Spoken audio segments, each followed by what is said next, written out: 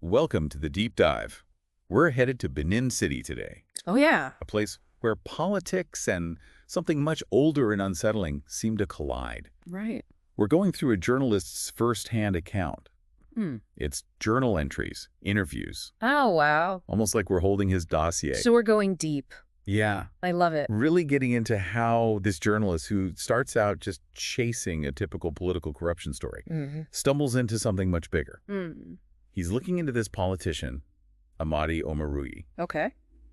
He's this really charismatic guy, but his rise to power seems almost too fast, Too easy. too effortless, yeah. I am intrigued already. So picture yourself as this journalist. Okay. You start hearing these whispers about this shadowy figure, Malam Zubaru, Okay. and the rumors say he's the one pulling the strings behind Amadi's success. Oh, so he's the power behind the throne. Right. Got it. And finally, the journalist gets an interview with one of Amadi's aides, Okay. a guy named Jeed. Oh. And this is where things get really interesting. I bet. You can just feel this fear in Jeed's words.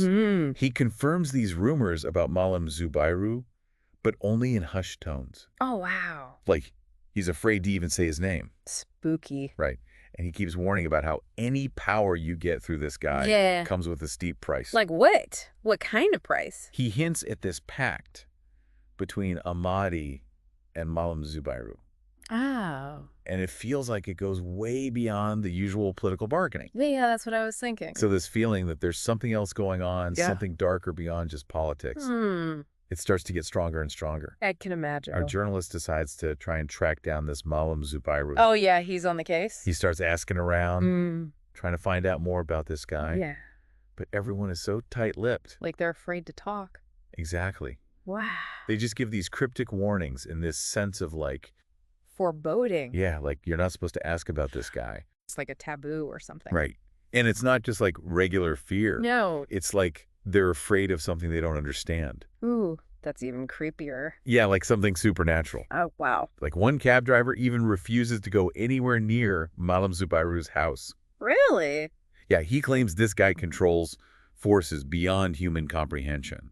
Okay, so we're definitely not talking about a normal political fixer here. No, definitely not. This is something else entirely. Exactly. That's wild. But the journalist, Yeah, he doesn't give up. that's our guy. He finally finds someone willing to take him to Malam Zubairu's house. Okay, I'm on the edge of my seat here. And the description of this place, Uh-huh. it's so unsettling. Like house. It's like something out of a Gothic novel. Oh, really? The house itself is kind of surprisingly normal. Okay. It's small, rundown. So not like some opulent mansion you'd expect? No, not at all.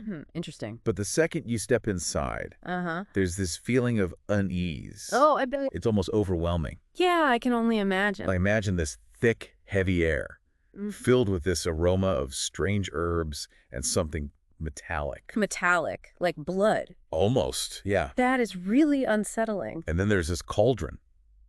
Cauldron, like a witch's cauldron. Yeah, like right in the middle of the room. Oh, wow. This huge iron cauldron. I'm getting chills just thinking about it. It's bubbling ominously, and the surface is black. Black with what? Soot. Yeah, but it makes you think of all the things that have been done with it over the years. Yeah, like some kind of dark rituals. Right. Yeah. And Malam Zubairu, he senses the journalist's apprehension. I bet. You know, this feeling of being out of his depth. For sure. So Malam Zubairu, he promises to show him the truth. The truth, in quotes. Yeah, like his version of the truth. Right. But he warns him that once you see it, Yeah. you can't unsee it. That's a bit ominous. And what happens next Yeah. is a scene that would make anyone question reality. It starts with these two men. Okay. They drag this young man into the room Oh, gosh. and force him to kneel before the cauldron. This is intense. The young man is pleading for mercy, Oh, no. but they just ignore him. This is awful. And Malam Zubairu, Yeah. he's just watching with this creepy calmness. Like it's an everyday thing. Exactly. Like it doesn't even faze him That's terrifying. as they lower the young man into the boiling cauldron. Oh, my God. The journalist describes it so vividly. I bet. The screams, Oh, no. the smell of burning flesh, God. it's a nightmare. It's just awful. But what happens next is even more baffling. More baffling. What could be more baffling than that? Okay, so the young man is submerged in the boiling liquid Right. for just a few moments. Okay. Then he rises from the cauldron. What? He rises from the cauldron. So he's alive. He's alive and unharmed. But how is that even possible? Exactly right. It doesn't make sense. No, it doesn't. But something is different. Different. The journalist says he's pale. Hmm. His eyes are vacant. Oh, gosh. His movements are stiff and unnatural. Stiff and unnatural, like Like a puppet. a puppet. Yeah, like someone is controlling him. Oh, that is so creepy. So it's like a resurrection, Yeah. but not a good one. Right, like something is very wrong. Yeah, it's just unsettling. This is getting stranger and stranger. It's clear Malam Zubayru has some kind of power. But what kind of a power and what he wants, it's still a mystery. So what happens next? The journalist is obviously shaken. I bet. He goes back to the city. But now everything seems different. Different how? Like every shadow is menacing. Yeah. Every whisper has a hidden meaning. He can't just unsee what he saw. Right. And it's not just that he's an observer anymore. No. He's been pulled into something much bigger Oh, wow. and much more dangerous. This is getting really good. It's like his whole reality has been flipped upside down. Yeah, I can imagine. He needs answers. So he finds Jeed again, hoping to understand this connection between Amadi and Malam Zubayru. Okay, I'm ready for this. And what Jade reveals is both illuminating and terrifying. Oh, boy, I bet. He paints this picture of Malam Zubayru's influence. It reaches so far beyond Benin City. Really? It's politicians, Okay. business tycoons, Wow. even people on the international stage. No way. They all come to him They come to him for what? for power, wealth, even immortality. Oh, wow. So he's like a real-life genie. Yeah, but with a dark twist. Right, because there's always a price. And Jeed explains just how devastating this price can be. What does he say? Anyone who makes a deal with Malam Zubayru, Yeah. they become these hollowed-out versions of themselves. What do you mean hollowed out? Like they're just shells, Empty shells. right? They're just enacting his will. Wow, so they get what they want, but they lose themselves in the process. Exactly. So it's a cautionary tale Yeah, about the dangers of ambition. and how seductive power can be. That's a good point. And our journalist, he's unknowingly stepped right into this dangerous game. Yeah, by trying to expose it. Right, and he starts experiencing these strange things. Like what? He hears whispers in his room. Whispers. Yeah, like disembodied voices. Spooky. And he feels like he's being watched. Oh, gosh. Like someone is always there. That would freak me out. Right. And then he finds this note. A note? What does it say? It warns him that they are coming for him. They, meaning? Like Malam Zubayru and his people. Or maybe something else. It's not clear. Oh, that's creepy. So he's not just investigating a story anymore. No. He's become a target. Yeah, he's in too deep. And remember, he's still trying to understand what he saw at the house. Right, with the cauldron and the resurrection. Right. He starts to think Malam Zubayru's power isn't just about granting wishes. So it's something more. He thinks it's about collecting souls. Collecting soul. Yeah, like twisting people into something inhuman. To serve his agenda. Exactly. This is so sinister. And now the story takes this turn into psychological suspense. Uh-oh. One night, the journalist wakes up. Yeah. And there's this shadowy figure. A shadowy figure. Yeah, standing at the foot of his bed. Oh my God, no. When he turns on the light, Yeah. the figure vanishes. Oh, wow. But the feeling of dread, Yeah. it stays with him. It's not just paranoia. Right. He knows something malevolent is closing in. Oh, gosh. So think about what he's dealing with. Yeah. He's uncovering this web of corruption that goes so much deeper than he ever imagined. Right. And at the same time, he's got these things happening Yeah. that challenge his entire understanding of reality. How do you even process that? I don't know, right? It's like, how do you report on something Yeah. that defies explanation? That's a good question. Like, how do you stay objective Right. when you're dealing with the supernatural? It would be tough. And in the middle of all this is Amadi, Mm. the rising political star. The guy he was investigating in the first place. Right. Yeah. And the journalist, he realizes that Malam Zubayru is using Amadi. Using him how? He's using Amadi's ambition, Hmm. his desire to help Benin City, Yeah. as a tool A tool for what? to achieve something far more sinister. Oh, wow. That's messed up. So he starts looking for confirmation. An affirmation of what? That Malam Zubayru is more than just a powerful guy. Right. That there's something else going on. Oh, wow. He talks to this local scholar named Papa Oho. Okay. Papa Oho has studied the folklore and traditions of the region. So he would know about this kind of stuff. Exactly. Yeah. And Papa Oho confirms what the journalist is starting to suspect. Which is? That Malam Zubayru is a conduit. A conduit for what? For these ancient entities. Ancient entities, like spirits. Yeah. Oh, wow. Spirits who trade power for souls. Oh, gosh, that's terrifying. And they're manipulating events to get what they want. That is a chilling realization. It's like he's stumbled onto this truth. That's both ancient and terrifyingly real. He's in way over his head. Right. He's caught up in this power struggle. That's way bigger than just modern politics. And way older. Exactly. And it could have terrible consequences. Yeah, for Benin City and maybe even beyond. And with Ahmadi's popularity rising, yeah, he's about to be elected. The journalist feels this urgency. Like he has to do something. Right. He has to expose the truth and find a way to stop Malam Zubayru. Before it's too late. Exactly. But how do you fight something like that? Yeah. How do you fight an enemy whose power defies the laws of nature? That's a good question, and that's what makes this story so captivating. That's where we'll pick up next time on the deep dive. So we left off with our journalist facing this horrifying reality of Malam Zubayru's influence. And the power he has over these ancient forces. Right, and with the election getting closer, that sense of urgency it just gets stronger. Absolutely, like something terrible is about to happen. He knows he has to act fast. Right. But what can he do? Yeah, against this kind of power. It seems impossible. It does. He reaches out to Jide again. Makes sense. Hoping for any clue. Anything that can help him figure this all out. Yeah. And Jide? Yeah. He looks worse than ever. Oh, no. Like totally haunted. And he tells the journalist about this ritual. A ritual? Yeah, a blood sacrifice. Oh, my God. Planned for election night. So this is what all the urgency is about. Right. It's to solidify Malam Zubayru's control. Okay. And let these ancient entities fully enter our world. That's terrifying. And he believes Ahmadi the politician is going to be the sacrifice. Oh, wow. So Ahmadi, with all his good intentions. Right, his desire to help Benin City. He's been manipulated. Oh, God. Into being the sacrificial lamb. This is heavy stuff. It just adds this whole other layer to the story. It really does. Like how easily good intentions can be twisted. Yeah, it's like a cautionary tale. Right. About how power works. How we can be tricked by those who promise us what we want. Ooh, that's deep. And now the stakes are even higher. Way higher. It's not just about exposing corruption anymore. Right. It's about saving Ahmadi's life. And potentially all of Benin City? Exactly. So what did they do? Well, the journalist knows he's way out of his depth here. I bet. This isn't just a normal investigation anymore. Right, he needs help. He needs someone who understands this spiritual stuff. Someone who can maybe help him fight it? Right, so he goes to Father Adisa. Who's that? He's a retired priest. Okay. Who has a history of confronting Malam Zubayru. Oh, wow. So he knows what he's up against. Yeah, Father Adisa confirms everything the journalist has learned about the entities, the ritual, the pact. So this isn't just some local superstition. No, this is real.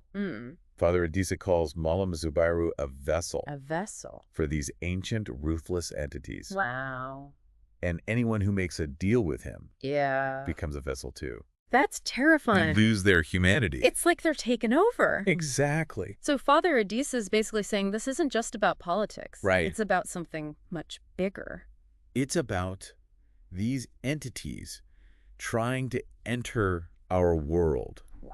And reshape it according to their will. That's a scary thought. Yeah. And it makes you wonder, what? Are there other things like this happening that we don't know about? Ooh. I like where you're going with this. Right. It's like maybe there are forces at work behind the scenes. That we're not even aware of. Exactly. That's a pretty unsettling idea. It is. So what happens with the journalist? Well, he's under a lot of pressure.